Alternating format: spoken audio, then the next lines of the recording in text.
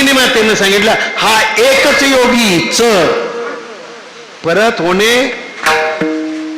म्हणजे देवानं ज्ञानोबरांचं वर्णन केलं, अनुमोदन दिलं आणि ग्रंथाचं पुढे सांगितलं जाण संजीवनी.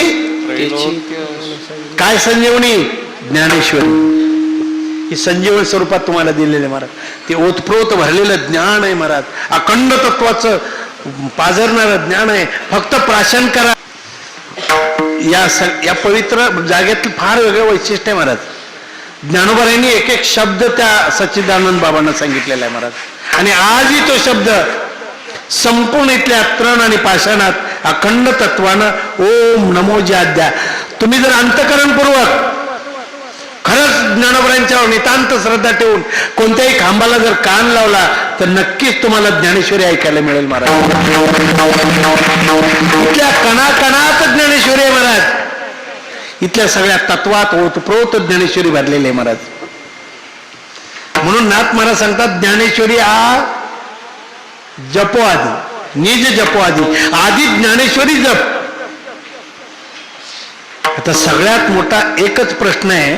मला एक तत्व सांगायचं तुम्हाला. ग्रंथ कोणता वाचता तुम्ही, त्या ग्रंथाला 4 तत्व असेल तर तो ग्रंथ वाचायचा. एक, पहिलं ग्रंथकर्त्याचं मनोगत विश्वासाठी काय आहे, ग्रंथकर्त्याचं मनोगत सर्व संतांच्यासाठी काय आहे, ग्रंथकर्त्याचं मनोगत ईश्वरासाठी काय आहे आणि ग्रंथकर्त्याचं मनोगत सद्गुरूसाठी काय आहे.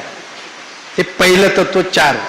थोडस लक्षात द्या कृष्ण महाराज. दुसरं तत्व ग्रंथाविषयी सगळ्या संतांचं काय मत आहे,